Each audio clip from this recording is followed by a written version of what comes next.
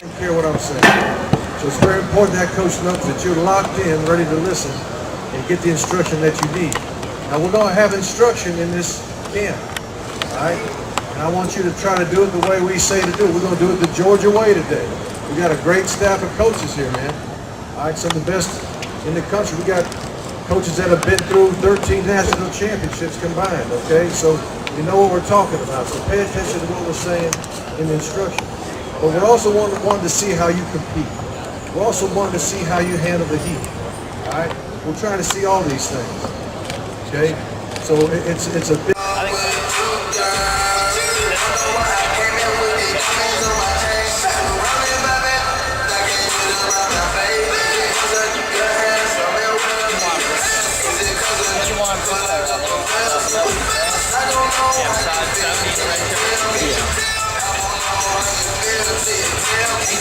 He makes like he's ready right now for a defensive back.